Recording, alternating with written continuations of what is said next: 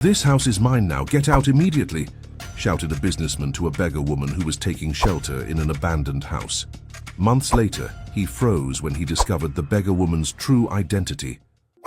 The grey sky announced a storm, while Matthew's luxury car traveled down the road leading to the old mansion. His dark eyes coldly observed the landscape through the tinted glass, calculating the value of each piece of land that would soon be his new empire. At 30, Matthew had already built an impressive fortune, but no amount seemed enough to fill the emptiness he had carried since childhood. The abandoned mansion rose imposingly on the horizon, its weathered walls telling stories of more prosperous times. The large columns at the entrance, partially covered by vines, still maintained their former elegance. Matthew adjusted the gold watch on his wrist as the driver parked in front of the rusty gates. His mind was already projecting the future enterprise he would build upon the ruins of that past. "They say this mansion was once the most beautiful in the region. Now it will just be the foundation of my greatest project," he muttered to himself, a cold smile forming on his lips. The flashbacks came without warning, as always happened in moments of triumph. Matthew saw himself as a child again, huddled in a corner of the orphanage dormitory, while the other boys shared among themselves the few sweets donated by visitors. No one offered anything to the quiet boy who observed everything with large, sad eyes. Over time, he learned that crying didn't bring extra food or warmer blankets on winter nights. Only cold, calculating determination kept him alive during those years. "If someone's going to take care of you, that someone is yourself," the older caretaker would repeat, adjusting her glasses on the tip of her nose while distributing daily tasks. This phrase became his mantra, the foundation upon which he built his existence. Little Matthew promised himself that one day he would have so much money that no one could ever make him feel small again. Now, standing before the mansion he had just acquired for a price well below market value, he felt that familiar mixture of triumph and emptiness that accompanied each new conquest. "The orphanage taught me well. In this world, there's only room for the strong, for those who take what they want without asking permission," he thought, while adjusting his impeccably aligned tie. Matthew got out of the car, immediately followed by 3 men in dark suits with impassive expressions. The wind stirred the dry leaves on the ground of the abandoned garden as they walked through the main entrance. One of the men handed Matthew a leather folder containing the recently signed purchase documents. The property now officially belonged to the young businessman.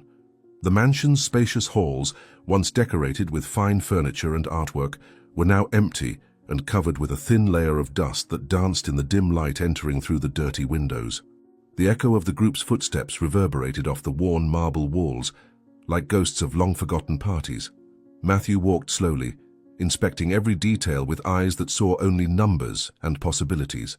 The cracks in the walls, the broken steps of the central staircase, the partially destroyed chandelier hanging from the high ceiling, everything would be demolished to make way for his vision. "This place will be the center of a business complex that will transform the entire region. Where you see ruins, I see opportunity. Where you see history, I see future," Matthew declared to his assistants, who noted every word as if they were divine orders. The group toured the main rooms on the first floor, with Matthew giving instructions about what would be done in each space. The former living room would transform into the main reception area of the complex. The dining room would give way to high-standard meeting rooms. The kitchen would be completely redesigned to house an exclusive restaurant for executives. Nothing would be preserved. Nothing would remain as a witness to the past. This was how Matthew conducted his life and business, always moving forward, never looking back. The assistants took detailed notes and occasionally photographed the spaces with their cell phones, documenting the current state for the architects and engineers who would start the project the following week. Time was precious, and Matthew did not tolerate delays. Every wasted minute represented lost money, and he had learned early on the value of every cent. The mansion would be just another step in his unstoppable rise to the top of the business world, another conquest to be briefly savored before moving on to the next challenge. "I want the preliminary plans on my desk in 3 days. Time is our most valuable resource, and I don't intend to waste it on sentimentality about old walls," he ordered dryly, observing the submissive expressions of his subordinates. Upon reaching the back of the mansion, the group found a door leading to a small annex building, probably used as staff quarters in the days when the house was inhabited by a wealthy family. Unlike the rest of the property, this part seemed strangely inhabited. A faint yellowish light escaped from beneath the closed door. Matthew frowned, irritated by the possibility of intruders on his new property. With an abrupt gesture, he ordered one of the security guards to open the door. The man promptly obeyed, revealing a small room surprisingly organized, despite the evident poverty. A thin mattress covered with a carefully arranged patchwork quilt occupied one corner. Next to it, a wooden box served as a bedside table, on which rested an almost consumed candle on a chipped porcelain plate. Some meticulously folded clothes were stacked on an old chair. A small vase with fresh wildflowers gave a touch of life to the austere environment. Before Matthew could react to the discovery, the sound of approaching footsteps was heard from outside. "Looks like we have an intruder. I hope they don't have big plans to stay, because this place will be dust in a matter of weeks," he commented with disdain, crossing his arms while awaiting the imminent confrontation. A woman of about 65 entered the small room, carrying a bucket of water. She wore simple but clean and well-kept clothes. Her grey hair was tied in a simple bun, and her face, marked by time and hardship, still retained traces of serene beauty. Upon noticing the presence of strangers in her space, the woman dropped the bucket, spilling water across the concrete floor. Her eyes, a deep brown, widened in shock and fear. For a moment no one moved. Time seemed suspended in that small room where completely different worlds collided. Matthew observed the woman with a mixture of irritation and cold curiosity. He was accustomed to dealing with powerful businessmen, corrupt politicians, and ruthless competitors, but rarely came into direct contact with people in vulnerable situations. To him, they were just statistics, numbers in reports, distant problems that others should solve. The presence of the elderly lady on his property was an inconvenience that needed to be quickly eliminated, like any other obstacle in his path. "Who are you, and what are you doing on my property?" Matthew asked with a cutting voice, without any greeting or consideration for the evident fragility of the woman before him. The lady, whose name was Judith, partially recovered from her initial shock and tried to explain her situation. With a trembling voice, she recounted how she had lost her home after her husband's death, when she discovered he had accumulated debts. She worked as a domestic servant until her advanced age and health problems made her useless in the eyes of potential employers. With no alternatives, she found refuge in the abandoned mansion almost 2 years ago. She kept the small space clean and tended to the back garden as a way of thanking the place that sheltered her. She never imagined anyone would buy the property, as rumors circulated that the original family had left the place after a tragedy, and that the place was haunted by restless spirits. As she spoke, Judith realized that her words were having no impact on the man before her. His eyes remained cold, impatient, as if he were listening to a particularly tedious report in a business meeting. Still, she continued, driven by desperation and the irrational hope of finding compassion where it clearly did not exist. "Please, sir, I have nowhere to go. This small corner is all I have left in the world. I can take care of the garden, clean the main house while you're here. I only ask for a roof to protect me from the rain and cold," Judith pleaded, tears beginning to form in her tired eyes. Matthew's face remained impassive in the face of the lady's emotional appeal. In his mind, he quickly calculated the inconvenience that situation represented, versus the time he would lose dealing with it. There was no room for sentimentality in his business. The property would be completely transformed, and keeping an irregular resident on site would only complicate the process. Moreover, there were legal and security issues to consider. And more importantly, Matthew did not allow exceptions in his life. Exceptions meant weakness, and he had vowed never to be weak again. With an impatient sigh, he adjusted the gold watch on his wrist and stared at Judith with eyes that had never known compassion. The rain was beginning to fall outside, the sound of drops on the roof forming an ironic soundtrack for the drama unfolding in the small room. The assistants and security guards remained silent, awaiting the boss's orders, accustomed to his calculating coldness. "This house is now mine. Leave immediately," shouted Matthew, his voice echoing off the walls of the small room like a final sentence, unappealing. Judith felt the words hit her like physical blows, Her knees weakened, and she knelt on the damp floor where the water from the bucket had spread. With trembling, wrinkled hands, she joined them in supplication, as if she were before not a man but a force of nature, implacable and indifferent to human suffering. Tears flowed freely down her time-marked face, each line in her skin telling stories of struggles, losses, and a dignity that persisted despite everything.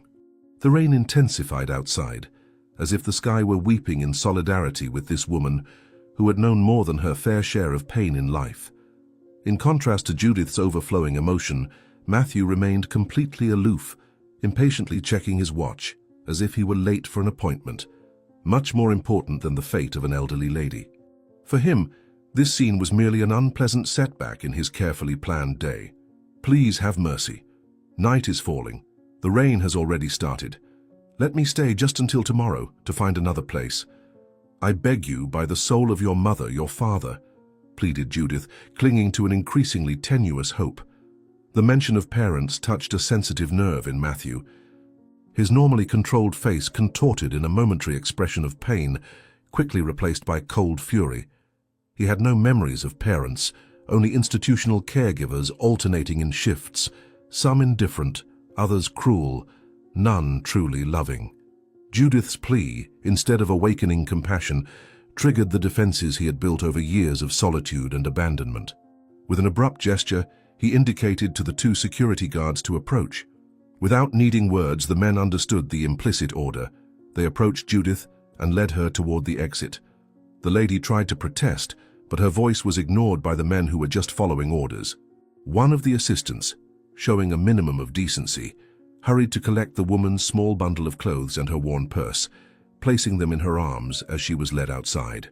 "I have no mother or father to swear by their souls. I have only my time and my money, and you are wasting both," Matthew responded in an icy voice, turning his back so as not to witness the removal of the intruder. The rain fell mercilessly when the security guards led Judith out of the mansion. The sky darkened rapidly, announcing a cold and wet night. The iron gates, rusted by time and neglect, closed with a mournful creak behind the solitary figure of the lady. Her clothes, quickly soaked by the torrential rain, clung to her thin body, making her appear even more fragile and helpless. Carrying her bundle of belongings against her chest like a useless shield against the elements, Judith looked at the mansion that had been her refuge for so long. Through the dirty windows, she could see silhouettes moving, continuing the inspection as if nothing had happened, as if a life hadn't just been thrown out into the open. The tears mixed with the rain on her face, indistinguishable from one another. She remained there for a few minutes, motionless under the downpour, as if she still couldn't believe what had happened, as if she expected the doors to open again in a gesture of mercy that deep down she knew would not come. "May God have mercy on your soul because your heart is already dead within your chest," murmured Judith, finally turning to face the dark and deserted street. Inside the mansion, Matthew watched through the window as his driver prepared the car for departure. Judith's figure, small and fragile under the merciless rain, was visible in the distance, but he barely registered it. His mind had already moved on, planning the next steps of the enterprise, calculating projected profits, visualizing the day of the inauguration. For him, the episode was closed, the inconvenience eliminated, the property finally free to be transformed according to his vision. One of the assistants approached timidly, mentioning that perhaps they could have offered some assistance to the elderly lady, perhaps a taxi or money for temporary shelter. Matthew stared at him with cold eyes, making the man immediately step back, mumbling apologies. That type of weakness was not tolerated in his team. The business world was ruthless, and he expected his subordinates to be equally tough. After all, he hadn't reached his position by being kind or merciful. Every cent of his fortune had been built on difficult decisions, often unpopular, frequently cruel. Compassion was a luxury he couldn't afford. "Prepare the car. We have a meeting with investors in an hour, and I don't intend to keep them waiting because of a beggar woman who doesn't know when it's time to move on," he ordered dryly to his assistant, who hurried to obey. The rain intensified as Judith walked slowly down the deserted street, her aching legs protesting with each step. There were no shelters nearby, no place where she could protect herself from the storm that seemed determined to complete her misery. Occasional cars passed by, splashing water from puddles onto her, their headlights briefly illuminating her solitary figure before moving on, indifferent to her fate. The weight of years and hardships seemed to multiply in that moment, further bending her shoulders already arched by time. In her worn bag, protected against her chest like her most precious possession, was everything that remained of a long and difficult life. Some yellowed documents, a few coins, and a small silver medallion, her only family inheritance. When she finally found temporary shelter under the awning of a closed shop, Judith allowed herself a moment of rest. Her soaked clothes dripped onto the ground, forming a small puddle at her feet. With hands trembling from age and cold, she opened her bag and removed the medallion carefully wrapped in a clean handkerchief. The ancient piece opened to reveal a faded photograph of a newborn baby, the only photograph she had of her son. "My son, somewhere. You are alive. I feel it," murmured Judith, caressing the image with the tips of her wrinkled fingers as the storm continued relentlessly around her.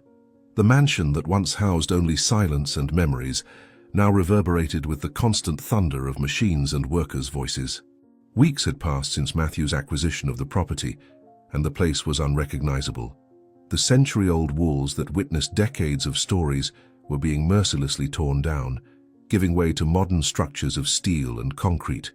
The abandoned garden, where wildflowers once grew freely, had been completely flattened, transformed into a sea of mud where giant excavators moved like mechanical monsters. A large sign at the entrance announced the future development, an ultra-modern business complex that promised to revolutionize the region. At the center of this organized chaos was Matthew, impeccably dressed as always, supervising every detail with hawk eyes. Despite the intense heat of that summer morning, not a drop of sweat stained his perfectly pressed shirt. His presence caused visible tension among the workers, who intensified their efforts whenever the boss approached. No one dared to disappoint the man known for his ruthlessness. "We're moving more slowly than planned. I want this area completely cleared by the end of the week, or I'll start deducting the delays from wages," Matthew declared to the foreman, who gulped before nervously nodding. The temporary office, set up in a climate-controlled container at the back of the property, buzzed with activity. Architectural plans covered the desks. Three-dimensional models of the future complex dominated a central table, and screens displayed detailed schedules where each construction phase was meticulously planned. Matthew examined the documents presented by the chief engineer, his face gradually hardening as he absorbed the information. The demolitions were behind schedule, the delivery of special materials had been postponed, and unexpected structural problems had been discovered in the foundations of the old mansion. Additional costs and extended deadlines, the two things he hated hearing most. His breathing became slightly faster. A muscle pulsing in his right temple betrayed his growing irritation. The engineer, a middle-aged man with considerable experience, presented the complications with a firm but cautious voice, aware of Matthew's reputation regarding receiving bad news. The temperature in the container seemed to rise a few degrees as tension increased. Other employees present exchanged nervous glances, anticipating the storm that was coming. "You're telling me we'll need another month just to complete the demolition? Unacceptable. I hired your company precisely for the promise of efficiency and speed. If we continue at this pace, we'll be building until the next century," Matthew vociferated, slamming his fist on the table and making the three-dimensional models shake. The discussion intensified quickly, with the engineer trying to explain the technical complexities involved, while Matthew refused to accept any justification for the delays. The millionaire's face gradually grew redder, contrasting with the paleness of the employees watching the clash. The air conditioner hummed ineffectively against the heat generated by the verbal confrontation that escalated with each passing minute. Matthew gestured emphatically, pointing to the schedules on the screens as evidence of unfulfilled promises. His normally controlled voice now echoed through the container, causing the metal walls to vibrate slightly. It was more than a simple discussion about deadlines. It was a demonstration of power, a reaffirmation of his absolute authority over the project and everyone involved in it. For Matthew, each day of delay represented not only financial losses, but a personal affront to his ability to meticulously control every aspect of his carefully planned life.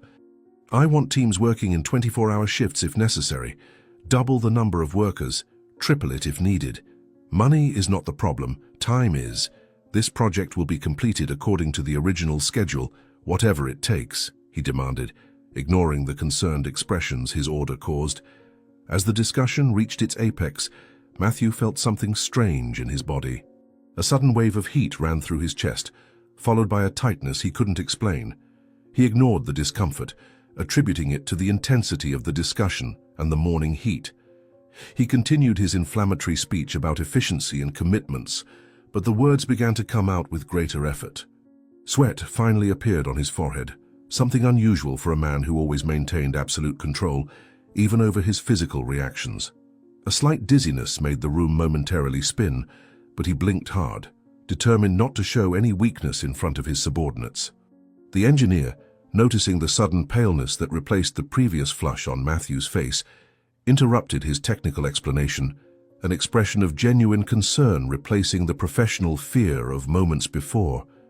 Something was wrong, and even the most distant employees were beginning to notice. "Mr. Matthew, are you feeling well? You look a bit pale. Can I bring you water or call someone?" asked the engineer, taking a hesitant step toward the businessman who was now discreetly leaning on the table.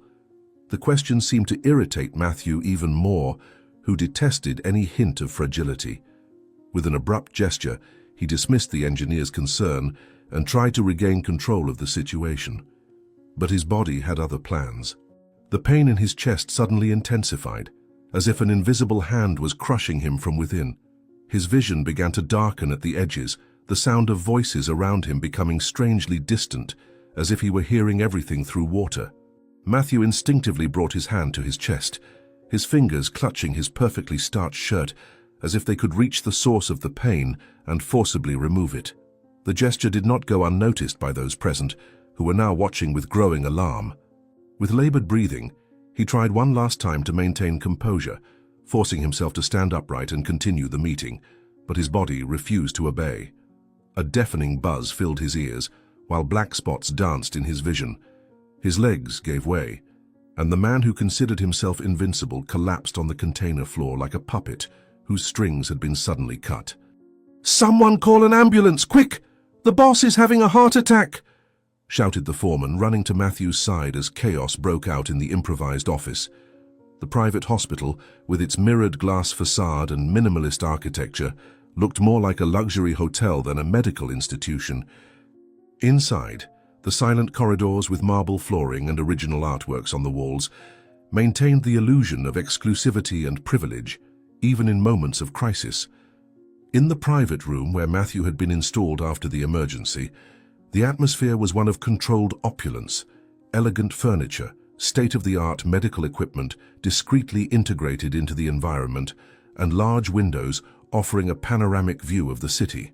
But all this sophistication seemed strangely irrelevant in the face of the vulnerability of the man lying in the hospital bed. Matthew, always so powerful and dominant, now seemed diminished, connected to monitors that relentlessly recorded each beat of his compromised heart. His face, once a perfect mask of control, was now marked by the tension and paleness of illness. The doctor, a man of serene and competent appearance, carefully examined the results of various tests conducted in the last few hours, his professional demeanor barely managing to hide the severity of the situation. "Doctor, I don't have time for beating around the bush or complicated medical language. Tell me exactly what's happening and how long I'll be out of action." "I have an empire to manage," demanded Matthew, his voice weaker than he would have liked, but still carrying the authority that characterized him. The doctor's response was methodically direct, but devastating in its content. Matthew was suffering from a rare and aggressive heart condition, complicated by immune system problems that made conventional treatment practically ineffective. The tests showed significant deterioration of cardiac functions and concerning blood abnormalities. It wasn't stress or overwork as Matthew had initially thought. It was a serious, potentially fatal illness that was already in an advanced stage. The doctor explained with professional calm that the condition had strongly hereditary characteristics, suggesting genetic predisposition. As the doctor's words penetrated his consciousness, Matthew felt something he had experienced few times in his adult life: genuine fear. Not the kind of anxiety he felt before closing a big deal, but visceral, primitive fear of an enemy he couldn't intimidate, bribe, or defeat with his intelligence and resources. For the first time in decades, he was completely powerless. "I'm saying, Mr. Matthew, that we need to consider aggressive treatment options immediately. Your heart is failing and your immunological problems complicate any conventional intervention. At this moment, a bone marrow transplant seems to be our best option to restore your immune system before addressing the cardiac problems," the doctor explained with calculated gravity. The word transplant hung in the air like a sentence. Matthew, the man who always controls all variables, now depended on something completely out of his reach. The doctor continued explaining the procedure, the need to find a compatible donor, and how compatibility was significantly higher among close relatives. Parents, siblings, children. With each word, Matthew felt a growing pressure in his chest that had nothing to do with his medical condition. It was the pressure of his past returning, of doors long closed that would now need to be opened. The momentary silence that followed the doctor's explanation was filled only by the constant beep of the heart monitor, a mechanical reminder of Matthew's newly discovered fragility. The afternoon light gently entered through the large windows, creating an ironic contrast between the beauty of the day outside and the darkness of the news received. "Relatives? I don't have any.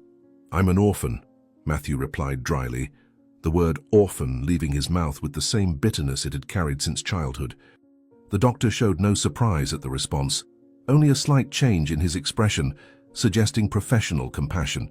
In a calm voice, he explained that without a compatible donor, the chances of treatment success decreased considerably. Invisible clocks began to run in Matthew's mind. For the first time, time was not related to business deadlines or market opportunities, but to his own survival. The doctor mentioned international bone marrow banks, alternative procedures, and experimental possibilities, but was clear in his explanation that without a compatible donor, the prognosis was extremely guarded. Matthew, who had always lived focused on the future, on his plans and achievements, now found himself forced to consider his past. That part of his life he had deliberately buried under layers upon layers of material success and emotional isolation. "Your condition is critical, Mr. Matthew. Without a compatible donor, we are talking about extremely reduced chances of survival. I am not exaggerating when I say that finding a biological relative could literally be the difference between life and death in this case," insisted the doctor, his voice firm but gentle. Alone in his room after the doctor left, Matthew contemplated the urban horizon through the panoramic window. The city continued its relentless routine outside, oblivious to the drama unfolding in that hospital room.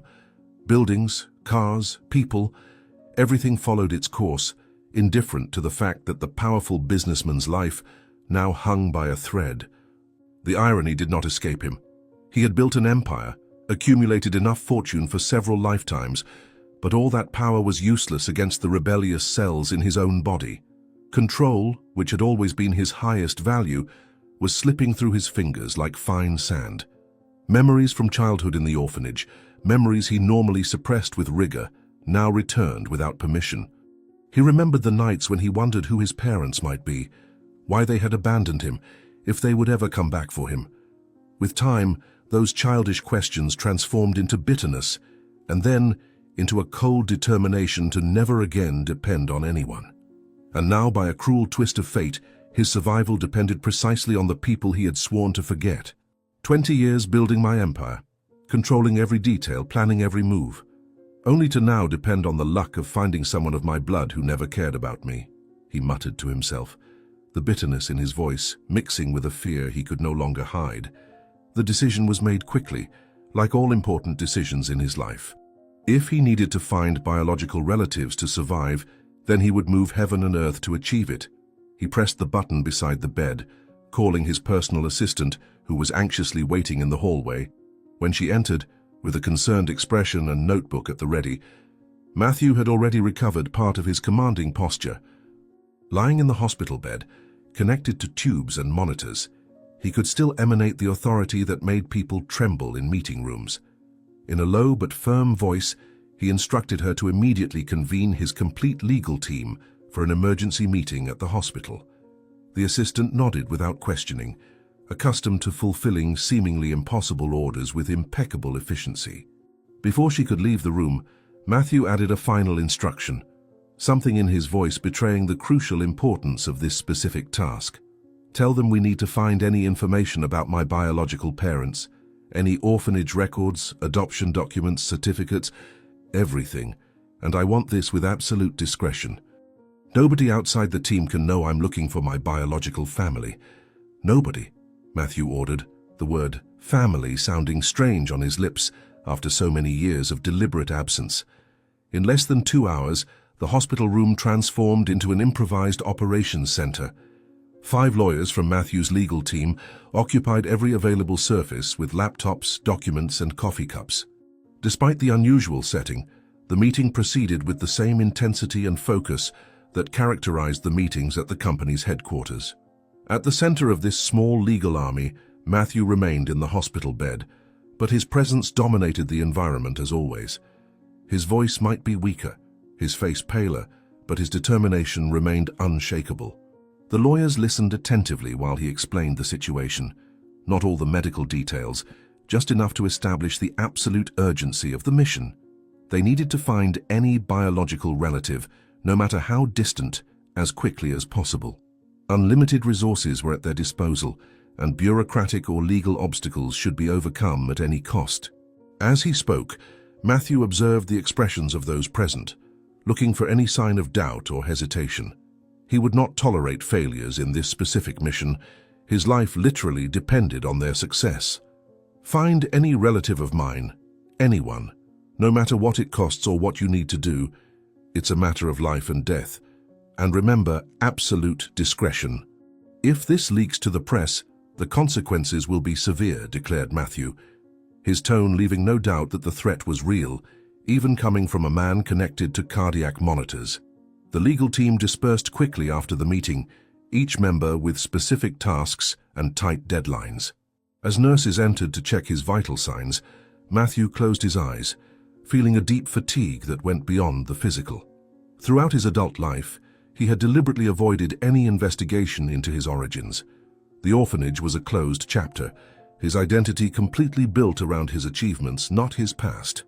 The wound of abandonment, never properly healed, had been carefully covered with layers of success, power, and absolute control over all aspects of his life. Now that wound would be exposed, turned over, and examined by strangers, all in the hope of finding a salvation that might not exist. The thought of depending on people who had discarded him like an unwanted object was almost unbearable. But the alternative, death, was even more unthinkable for someone as determined to control his destiny as Matthew. "I spent my entire life proving that I didn't need them, that I could build something grand on my own, and now my survival depends on finding those who abandoned me," he reflected bitterly, while watching the sun set through the hospital window. Among the lawyers assigned to the investigation, Lauren stood out for her sharp intelligence and unwavering determination. At 32, she was the youngest on Matthew's main legal team, having earned her position through impeccable work and an almost supernatural ability to solve seemingly impossible cases. Sitting at her desk in the law firm, surrounded by piles of documents and multiple computer screens, she immersed herself in the task with the focused intensity that characterized her. The orphanage where Matthew grew up had closed more than 15 years ago, its records transferred to government archives that were frequently disorganized and difficult to access. Using a combination of carefully cultivated contacts and persuasive legal arguments, Lauren managed to gain access to the original files kept in a dusty warehouse in the city suburbs. After hours examining boxes of yellowed documents, she finally found Matthew's admission record, a thin folder containing few pages that summarized the first days of life of one of the country's most powerful businessmen. "Something isn't right in these documents. The dates don't match, the signatures seem different, and this stain looks like an attempt to erase information," Lauren muttered to herself, frowning as she examined the birth certificate under the strong light of her desk lamp. The more she examined the documents, the more certain she became that something was wrong. The record indicated that Matthew had been left at the orphanage's doorstep, a classic case of anonymous abandonment. But small details didn't fit this official narrative. A cross-reference in another document briefly mentioned a mother in a vulnerable situation, contradicting the story of anonymous abandonment. The original birth certificate had clearly been altered, with information crossed out and replaced by different handwriting. Under a certain angle of light, Lauren could distinguish remnants of darker ink under the amendments, as if someone had tried to erase original information.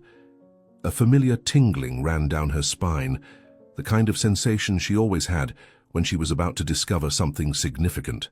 With meticulous care, she photographed each document from different angles and lighting conditions, planning to submit the images to forensic text recovery techniques. What was someone trying to hide? Why alter the records of an abandoned baby, unless he wasn't really abandoned? Lauren questioned herself while carefully organizing her findings. Hours turned into days as Lauren followed each clue, each inconsistency in the fragmented records of Matthew's past. Working almost without rest, she gradually reconstructed a story very different from the official narrative. She consulted hospital records from that time, cross-referenced information with social assistance data, and discreetly interviewed former orphanage employees she managed to locate. A disturbing pattern began to emerge, indications that the system meant to protect vulnerable children had been manipulated for the benefit of powerful people. In a particularly revealing folder, she found correspondence suggesting a scheme of irregular adoptions involving corrupt social service officials and influential families wishing to circumvent legal procedures. The name of the orphanage where Matthew grew up appeared repeatedly in these correspondences, always in vague but suggestive contexts. This explains why the records were altered. It wasn't abandonment. It was something much worse, Lauren concluded, feeling the weight of the discovery as she gathered the evidence to present to Matthew. In the hospital, Matthew's condition gradually deteriorated. New medications were tested, specialists consulted, experimental treatments considered, but the cruel reality remained unchanged. Without a compatible donor, his chances diminished with each passing day. The doctors maintained professionally neutral expressions, but their eyes revealed growing concern. The monitors beside the bed ruthlessly recorded each fluctuation in vital signs, each small deterioration in bodily functions previously taken for granted. For someone accustomed to controlling every aspect of his existence, this powerlessness was a psychological torture, almost as painful as the physical symptoms of the disease. Matthew alternated between periods of intense anger and contemplative quietness, a disconcerting emotional experience for someone who had always kept his emotions under rigorous control. In his darkest moments, he wondered if this wasn't some kind of cosmic justice. The man who had ruthlessly expelled an elderly lady into the rain now depended on the compassion of strangers for his own survival. "Doctor, let's be realistic. How long do I have if we don't find a compatible donor? I want exact numbers, not false hopes," Matthew demanded during the doctor's morning visit, his voice carrying a forced calmness that barely disguised his growing desperation. It was in this context of physical deterioration and psychological torment that Lauren finally arrived at the hospital with her findings. Even tired after days of intense investigation, she maintained the impeccable professional posture that was her trademark.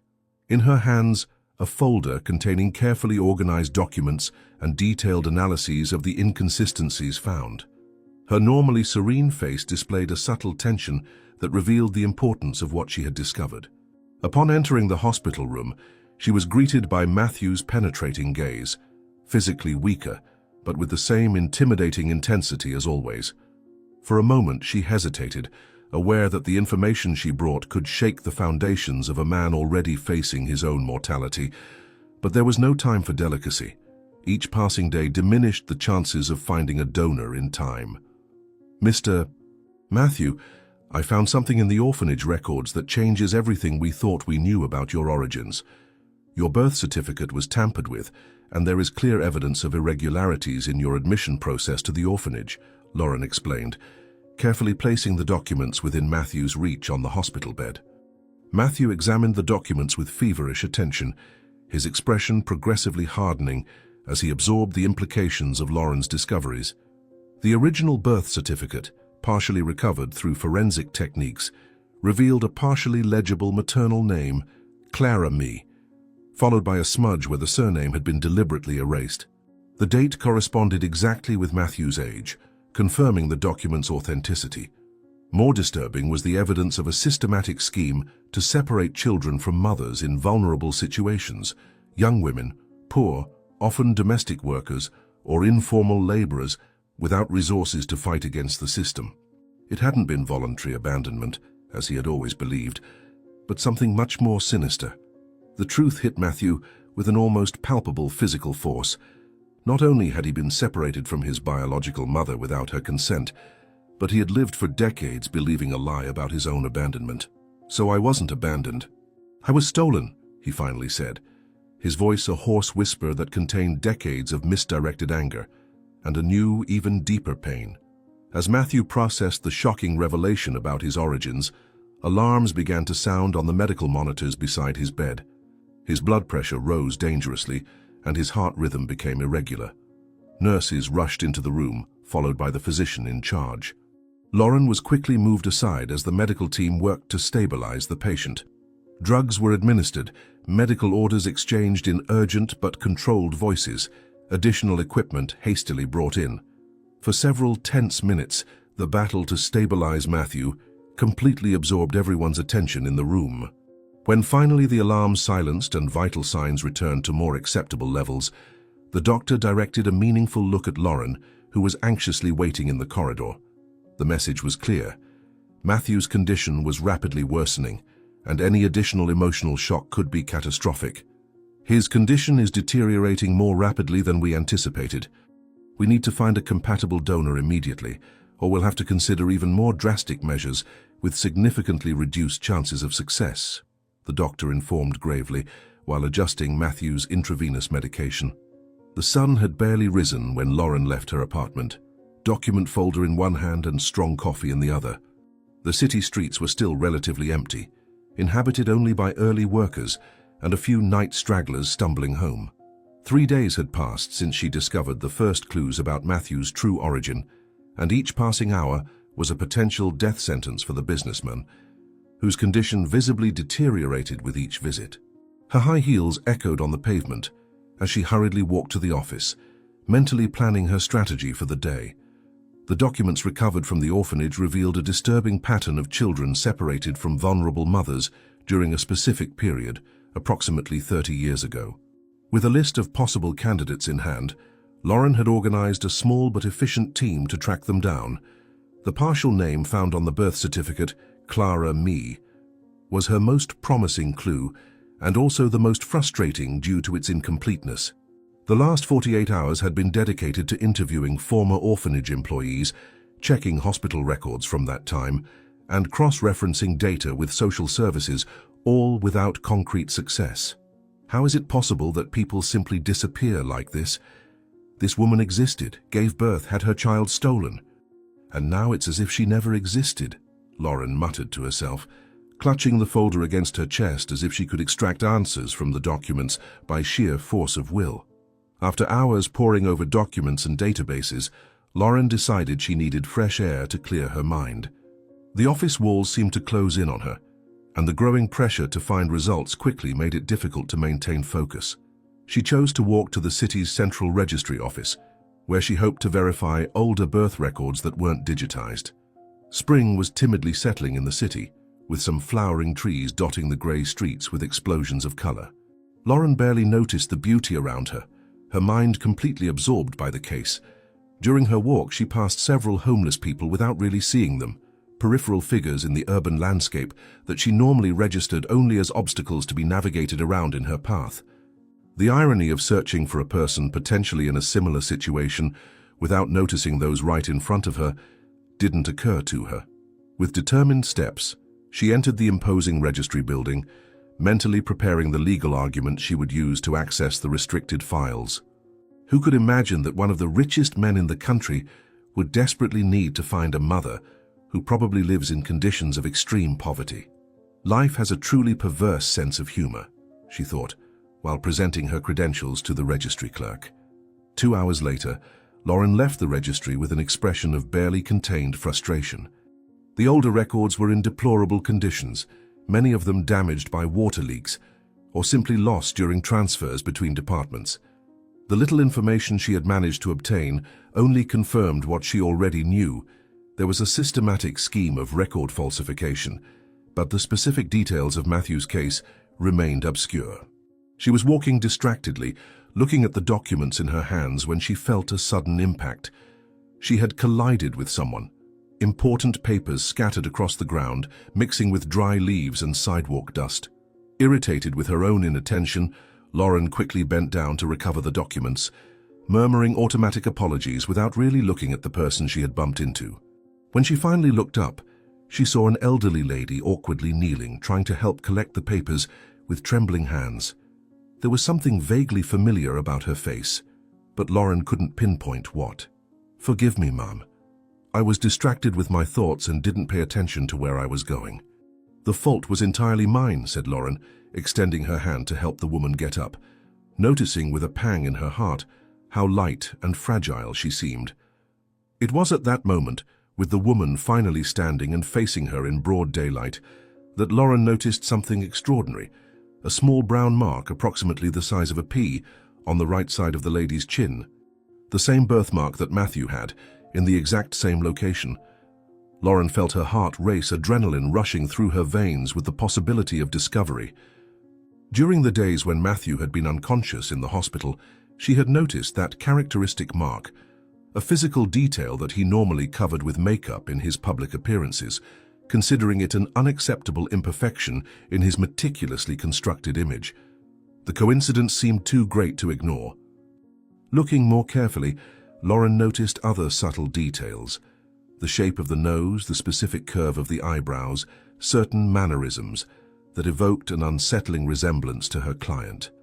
The woman, evidently uncomfortable under the intense scrutiny, moved as if to continue on her way, but Lauren gently touched her arm. "Ma'am, I know this will seem strange, but I would like to talk with you for a bit. Can I buy you a coffee or lunch in exchange for a few minutes of your time?" Lauren offered, trying to keep her voice casual while struggling to control her growing excitement. The woman hesitated, distrust evident in her tired eyes, but the mention of food seemed to persuade her. Lauren then noticed how thin the lady was, her clothes worn and clean, but clearly inadequate for the mild temperature of that spring morning. With a gentle gesture, she led her to a small cafe on the corner, a simple but welcoming place where they could talk without the interruptions of the busy street. As they walked side by side, Lauren noticed how the woman moved with surprising dignity, despite her clearly precarious situation. In the cozy interior of the cafe, they chose a table away from the windows, where they could speak with relative privacy.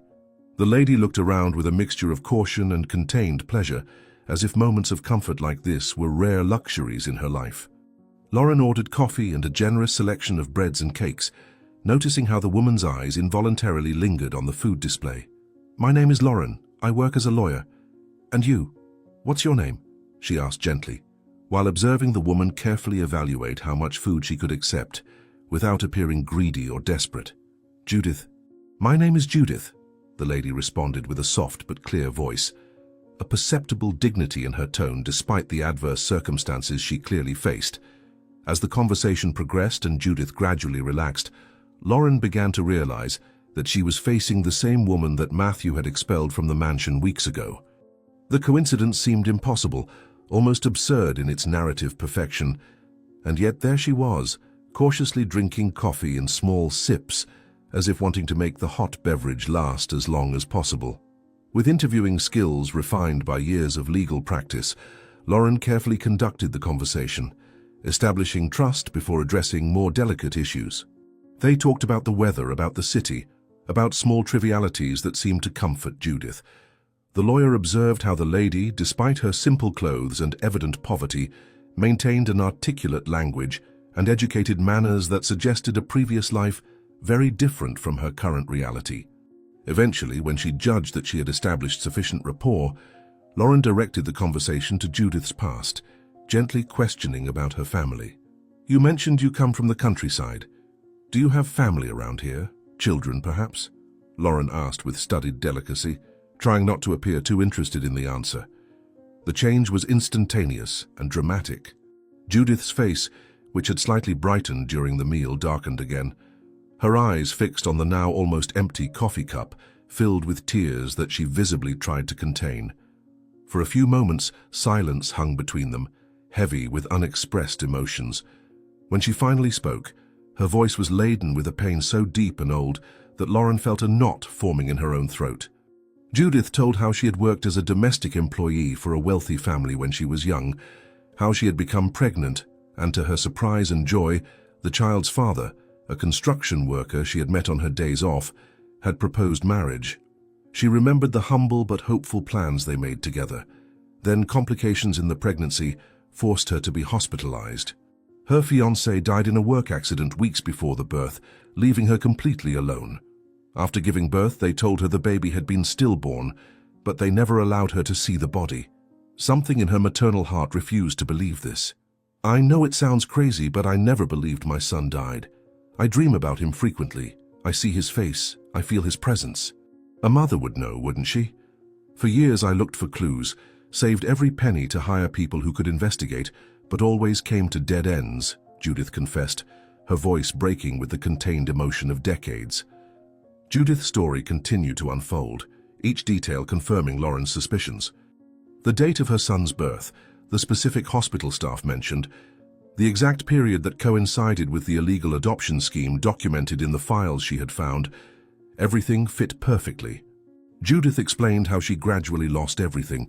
First her job, when her obsession with finding her son made her appear unstable in the eyes of her employers, then her small savings, eventually her rented apartment.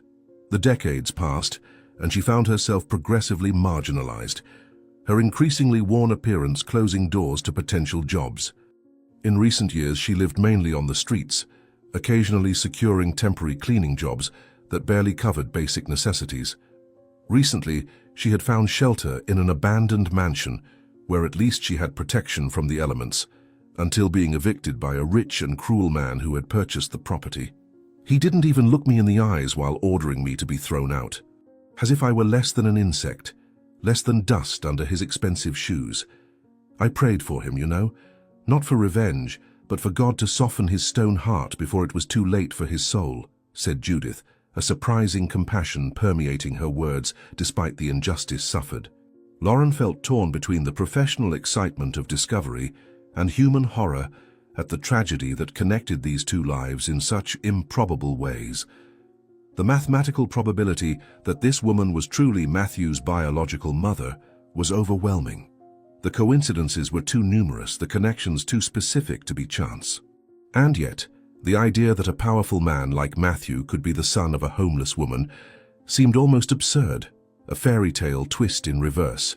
But the identical birthmark, the correct age, the history compatible with the doctored records, and now this additional connection through the mansion, everything pointed to a truth that seemed simultaneously impossible and inevitable.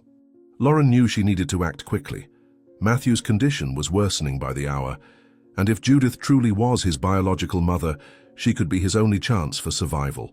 "Judith, I'm working on a very important case involving a man who is gravely ill. He urgently needs a bone marrow transplant, and I believe you might be compatible with him. Would you accompany me to undergo some tests? It would be a great help, and I can guarantee you'll be well compensated for your time," explained Lauren, carefully choosing her words to not reveal the true nature of the connection. Sensing Judith's reluctance, Lauren explained the testing process in detail and offered clean clothes, a meal and shelter, regardless of her final decision. The lady's resistance only yielded when the lawyer mentioned that the patient was between life and death. "If I can help someone in need, I have no right to refuse. Perhaps God is giving purpose to my suffering," responded Judith with serene dignity.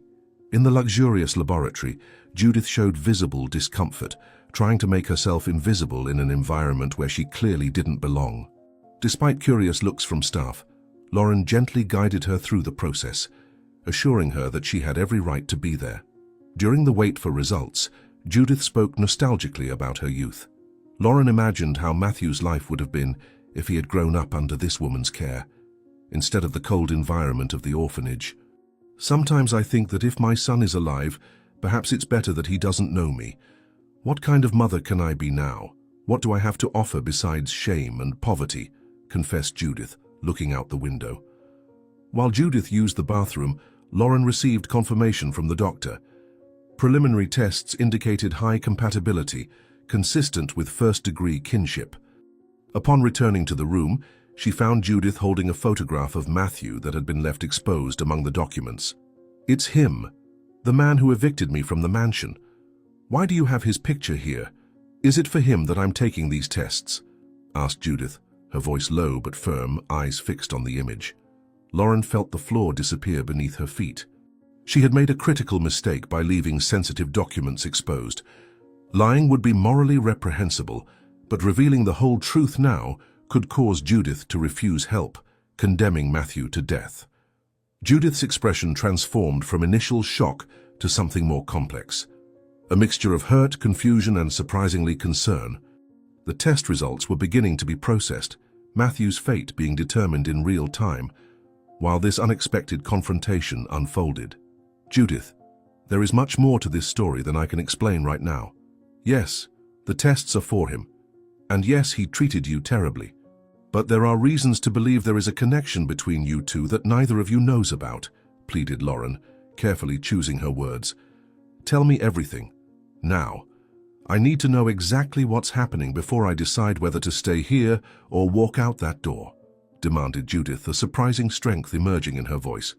The first rays of sunlight filtered through the hospital windows when Judith arrived for the procedure. After a whole night of reflection in a small hotel room that Lauren had arranged, she had made her decision. The revelation that Matthew was her biological son had triggered a whirlwind of contradictory emotions. Anger at the cruelty with which she had been treated, shock at the impossible coincidence, but above all, a deep and irrepressible feeling of maternal love that not even decades of separation had managed to erase. Lauren waited anxiously in the hallway, her normally controlled face now revealing the fatigue from hours of argumentation and explanation the night before.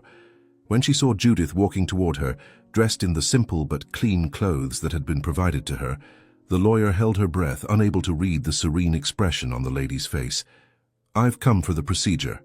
No matter what he did, a mother never abandons her child even when he abandons her, Judith declared in a calm voice, an impressive dignity emanating from her fragile figure.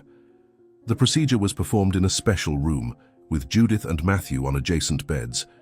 The businessman, unconscious and connected to various monitors and equipment, seemed surprisingly vulnerable, so different from the ruthless man who had ordered Judith's expulsion weeks before. The medical team worked with silent efficiency, moving among the sophisticated equipment with the precision of a well-rehearsed dance. Judith observed everything with attentive eyes, occasionally directing her gaze to the son that fate had returned to her in the most improbable circumstances. To her surprise, she didn't feel the resentment she expected, only a deep sadness for the lost years and a serene determination not to lose even one more minute of the time they had left together. The doctor explained each step of the process, but Judith merely nodded politely, her thoughts directed to the silent prayers she sent to heaven for her son's recovery. May God guide your hands, doctor, and may he allow my son to live not just for me, but so that he has the chance to become the better person I know he can be, murmured Judith, more to herself than to the doctor who was preparing the equipment. In the middle of the procedure, something unexpected happened. Matthew, who should have remained sedated throughout the process, began to show signs of consciousness. His eyes fluttered and slowly opened, disoriented and confused. The first thing he saw was Judith on the bed next to his, connected to the equipment that was transferring her marrow to his body. For a moment, confusion dominated his features, followed by a flash of recognition that quickly transformed into shock. He tried to speak, but his voice came out weak, almost inaudible. Judith, realizing he had awakened, turned her face toward him, their eyes meeting directly for the first time not as strangers, but as mother and son, separated by destiny and reunited by the same relentless force. What is she doing here? Why is she helping someone who treated her so badly? Matthew asked in a hoarse voice, addressing Lauren, who was monitoring the procedure closely. Lauren's response was direct, without circumlocutions or softening, aware that only the raw truth could penetrate the layers of protection that Matthew had built around his heart over the years. She is your biological mother, Matthew. She's the one saving your life now." The impact of the words was visible on the businessman's face. His weakened body seemed to sink even deeper into the hospital bed, as if the weight of that truth was physical and not just emotional. His eyes, normally cold and calculating, now widened in absolute shock, moving frantically between Lauren's face and Judith's, seeking denial, seeking some sign that this was just a medication-induced hallucination. But what he found in Judith's serene gaze was something he couldn't fully comprehend. There was no hatred, no desire for revenge, only deep compassion and unconditional love that defied all logic. The irony of the situation hit him with overwhelming force. The woman he had mercilessly expelled into the rain was now literally donating part of herself to save him. How is this possible? "All this time," murmured Matthew, involuntary tears forming in his eyes before sedation claimed him again into unconsciousness. In the weeks that followed, as Matthew gradually recovered in the hospital, Judith was constantly present. Initially uncomfortable with the situation, the businessman gradually lowered his defenses as Lauren and the doctors confirmed the extraordinary story. Recovered documents, testimonies from former hospital and orphanage employees, and finally the conclusive results of the DNA test confirmed beyond any doubt. Judith was his biological mother. During long conversations, she told her complete story, how as a young domestic worker, she had become pregnant and planned to raise her child with her fiancé, who died tragically before the birth. How after complications during childbirth, she was told that her baby had been stillborn, when in reality he had been given to a wealthy family through an illegal adoption scheme. How she had spent decades searching for clues, gradually losing everything in the process, until finally ending up on the streets. "I never believed you had died. Something inside me, that connection only a mother can feel, told me you were alive somewhere. But I never imagined I would find you like this," explained Judith, sitting beside the hospital bed, her eyes shining with decades of contained tears. The transformation in Matthew was gradual but profound. The man who had built his entire identity on the belief that he had been abandoned, that he was alone in a hostile world where only the strongest survive, now confronted himself with a radically different truth. He hadn't been rejected, but stolen. He hadn't been discarded, but searched for tirelessly for decades. All the emotional armor he had built throughout his life, all the calculated coldness that defined him, now revealed itself to be founded on a lie. As his body strengthened with his mother's healthy marrow, something in his heart also began to heal, an old and deep wound that finally received the necessary treatment. "I built an empire trying to prove my worth to people I didn't even know. I lived an entire life running from abandonment that never happened," reflected Matthew on a particularly emotional afternoon while watching the sunset through the hospital window. After being discharged, Matthew surprised everyone by cancelling the business complex plans, generously compensating the workers. Instead, he began restoring the mansion to create a true home for him and Judith. Each decision was made together, with Matthew genuinely valuing his mother's opinion, a completely new experience for someone accustomed to deciding everything alone. "I want this place to be our home, not just mine. Tell me what would make you happy here, and I'll make it happen," he said to Judith with surprising gentleness as they walked through the rooms under renovation. Months later, both the mansion and Matthew were transformed. The garden, previously a construction site, now flourished with plants that Judith lovingly tended to. Part of the property was converted into a shelter for homeless people, offering housing, professional training, and medical assistance. Matthew helped with economic reintegration plans, while Judith provided emotional support based on her own experience. On a beautiful spring morning, working together in the garden, Matthew looked at his mother with dirt-covered hands, something previously unthinkable, and felt an overwhelming wave of gratitude. "I wasted so much time chasing wealth when my true treasure was so close," he said, spontaneously embracing Judith. Their story became a symbol of hope in the community. The ruthless businessman disappeared, replaced by a man who understood that true value lay in human connections. Judith, who had endured decades of suffering without losing her compassion, radiated a serene happiness that inspired everyone around. Together, they proved that it's never too late for redemption, and that even the most unlikely stories of separation can culminate in reunions that heal deep wounds. You know, son, this house was never just yours or mine. This house is now ours and belongs to everyone who needs a place to start over, declared Judith as they watched the sunset, their hands intertwined in a bond that not even decades of separation could destroy. Did you like Matthew and Judith's story?